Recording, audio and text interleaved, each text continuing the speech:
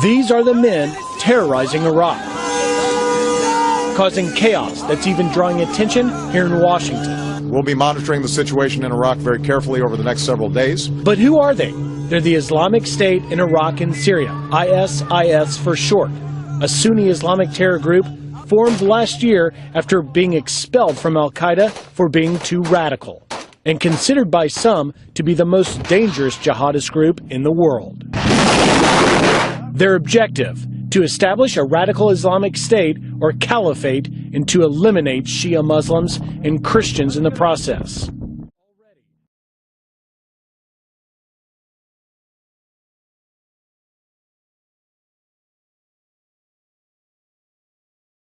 Already, they're on a death march that started in Syria and now spans across Iraq, taking Tikrit, Fallujah, Ramadi, and now bearing down on Baghdad. Known for their ruthless, brutal, and violent tactics and an unrelenting willingness to kill anyone who disagrees with their Islamist ideology, it's no surprise that hundreds of thousands of Iraqis fled when ISIS took control of Mosul, Iraq's second largest city. Seen here, their chief executioner, known as the Desert Lion, quizzes Syrian truck drivers over their religious fidelity before brutally killing them after discovering they weren't Sunni.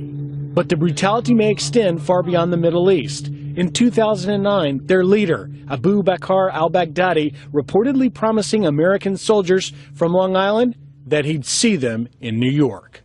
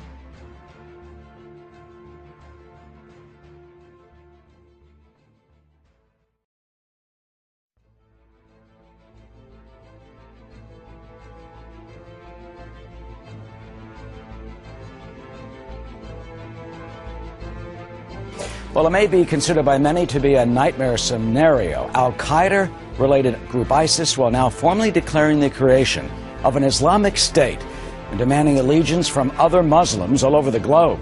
The militants control a large swath of Iraq and Syria, as you can see, and now they are installing Sharia law. For more on this, KT McFarland, our Fox News security analyst, joins us now. You know, KT, they've declared a caliphate, which is an Islamic empire ruled by Sharia law, and that basically brings them back to the 7th century. That's been their goal. You know something, try like, 500 BC is really what's going on. This is a fight that has been going on for 2,500 years. It's between Persia and the Persian Empire on one hand and the Babylonian Empire on the other. And that's who's fighting today. Now, today we call them Shiites and Sunnis, but it's the same fight. It's the same tribes that have been fighting for over 2,000 years. And I think we can expect the fighting to continue, regardless of whether they've declared themselves a caliphate and Islamic State. Well, when you're facing this, can the government of Baghdad and can al-Maliki's forces defeat them? No. And that's why it's a fight between the two groups. I mean, the Maliki government, the Baghdad government, they're really the sock puppet for Iran. They're doing whatever Iran's telling them to do. Their own military, the Iraqi military, folded like a cheap suit the minute they were confronted by some 4,000 al-Qaeda gang guys who showed up and basically scared the living daylights out of them. So you have on one hand the Iraqi government with Iran and Syria, and on the other hand you have al-Qaeda. And it's ISIS. In fact, al-Qaeda thought ISIS was too badly behaved. They were chopping off too many heads. They didn't even want to affiliate with them. But now they are really, it's al-Qaeda versus Iran. And man, we don't belong in that fight. And Iran, man, oh man, they are backing al-Maliki as strongly as they can. Well, sure, because they don't want to lose the region. I mean, they see that what's happened is that al-Qaeda is establishing, as you point out, this caliphate, this Islamic State. They don't want that to happen. They want to be the top country. They want to be the hegemonic power in the region, so that's why they're fighting it out. And I think that's why it's foolish for us if we think we're going to somehow go in with a couple of hundred Americans and keep on one side and the other side people have been fighting each other for thousands of years. This has been a centuries battle and struggle.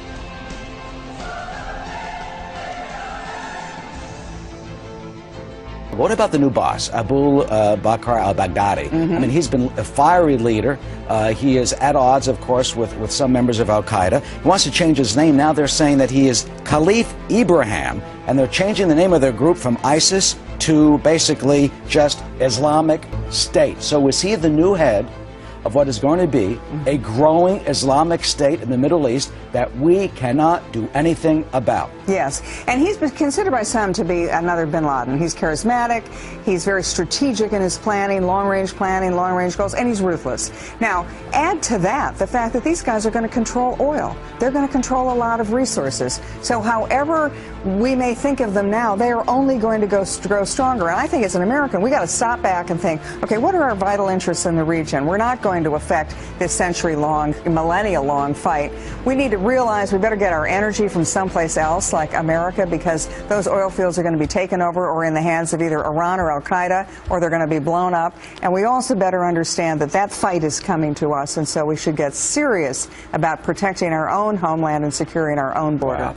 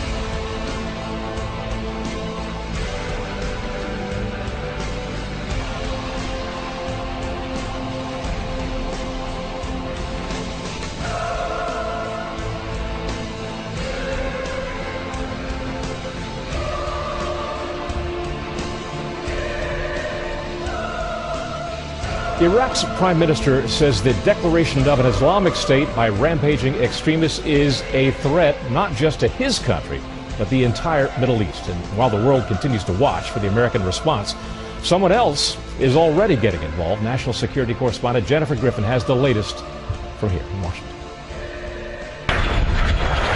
Russian warplanes have arrived in Baghdad to fill the vacuum after Iraqi leaders complained U.S. F-16s, not scheduled for delivery until the fall, were taking too long. Fighter jets that the Iraqis had already paid for. Iraqi pilots emerged from the Sukhoi fighter jets as rumors that Iran, too, was providing fighter planes made their way to the State Department.